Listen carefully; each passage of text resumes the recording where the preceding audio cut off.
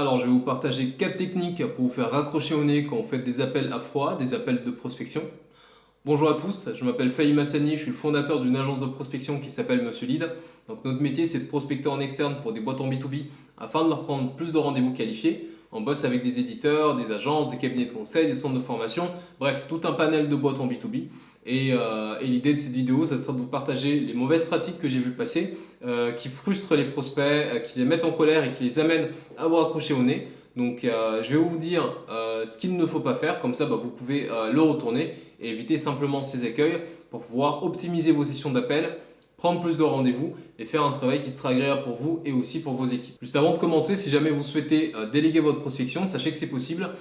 Si vous n'aimez pas faire ça, que vos équipes non plus, que c'est compliqué pour vous, que ce n'est pas dans votre ADN, vous avez la possibilité de prendre un rendez-vous avec nous dans la description. Ça va nous permettre de vous montrer comment on fait pour prendre entre 2 à 5 rendez-vous par session de prospection, par journée de prospection pour nos clients. Et comme ça, en fait, vous pouvez voir comment est-ce qu'on peut faire potentiellement la même chose pour vous. Donc, regardez le premier lien dans la description. Cliquez dessus, prenez un rendez-vous avec nous et comme ça on peut vous montrer ce qu'on fait concrètement et ce qu'on pourrait vous apporter. Maintenant on va voir donc les erreurs, ce qu'il faut éviter quand on n'a pas envie de se faire accrocher au nez par des prospects. La première erreur, c'est d'appeler les mauvaises personnes. Vous avez fait une très mauvaise liste de prospection ou bien vous avez payé une liste pour pas cher, une vingtaine d'euros, une cinquantaine d'euros pour avoir une liste qualifiée de décideurs en B2B que vous allez pouvoir appeler. En passant les appels, vous vous rendez compte que les numéros sont erronés, qu'il y a des contacts où en fait on vous a mis tel numéro, mais en fait c'est le numéro d'une autre personne dans la boîte, ou voilà, cette personne utilise plus ce numéro-là depuis des années. Et en fait, ça va frustrer les personnes que vous allez appeler, vous allez vous-même être frustré, et en fait, dans certains cas, on va vous raccrocher au nez. Donc, pour faire simple, vous avez besoin d'une bonne base de prospection, d'une bonne liste de prospection pour pouvoir prendre des rendez-vous intéressants et qualifiés au téléphone. Donc, mettez le prix qu'il faut, prenez les bons outils, mettez le temps qu'il faut. Il faut de la rigueur pour faire une bonne liste d'appels. Et donc, il faut faire ça ou sinon s'attendre à appeler des mauvaises personnes et à passer un bon moment et à passer un mauvais moment en faisant votre prospection téléphonique. La deuxième erreur, ça va être le fait d'avoir une très mauvaise qualité de son. Qu'est-ce qui peut amener ça? En fait, vos AirPods, vos écouteurs ou votre casque est mauvais ou en fait ne connecte pas bien avec votre ordinateur, votre téléphone et ça fait que les gens ne vous entendent pas ou bien ils vous entendent trop loin ou ça grésille un peu. Bref, c'est pas agréable. Vous avez également le cas où vous appelez avec un outil de téléphonie, AirCall, Ringover, Minari, Skipcall, On-Off, qu'importe.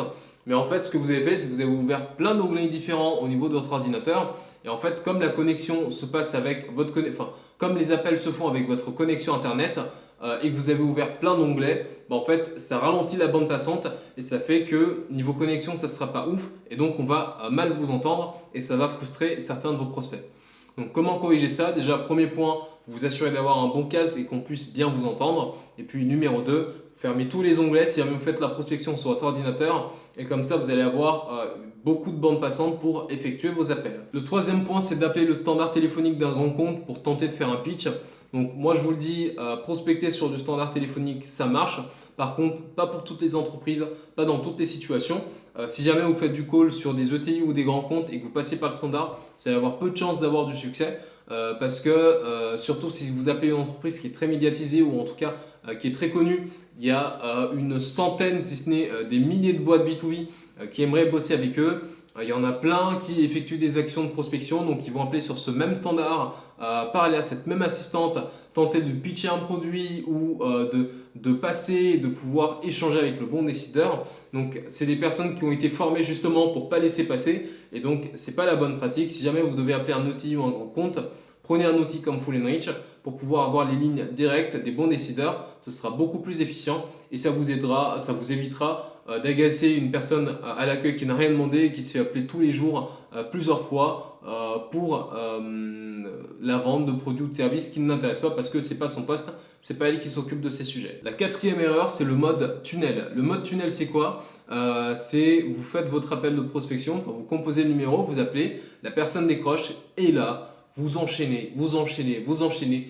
Vous vous arrêtez pas, ça dure 30 secondes, 40 secondes, 1 minute, vous faites qu'enchaîner et en fait vous ne laissez même pas la personne en placer une et c'est extrêmement frustrant sur un appel de prospection parce que 1, la personne elle n'a rien demandé, 2, vous l'appelez alors que vous ne savez pas ce qu'il est en train de faire et en fait elle se retrouve là figée, obligée de vous écouter par politesse et certains ne vont pas avoir la patience et vont accrocher au nez. Ce n'est pas la bonne manière de faire. Quand vous faites un appel de prospection, vous devez chercher le plus d'interactions possible. Vous devez chercher à investir la personne au niveau de l'appel, lui poser des questions, avoir de l'interaction, voir comment la personne traite déjà de ce sujet en interne. Et comme ça, vous allez engager une vraie conversation qui va permettre d'aboutir sur un rendez-vous qualifié par rapport à ce que vous faites. Donc évitez de mettre les gens en mode tunnel, c'est désagréable et ça va en frustrer quelques-uns qui vont certainement vous accrocher au nez. Donc là on a vu 4 erreurs, vraiment c'est les erreurs les plus fréquentes qui frustrent des prospects au téléphone. On pourrait ajouter en bonus le fait d'appeler sur des horaires qui ne sont pas adaptés. Parfois il y a des personnes qui passent des appels en week-end ou trop tôt le matin ou trop tard en fin de journée ou voire même le soir, à voir en fonction des personnes que vous appelez. Mais les créneaux d'appel doivent être forcément cohérents. Si par exemple vous appelez des boucheries, ok pour les appeler à 7h30 ou à 7h du matin. Par contre, si vous appelez des personnes qui bossent dans le service, qui bossent dans des boîtes de service, ça va être compliqué d'appeler des personnes à 7h, voire même 8h du matin.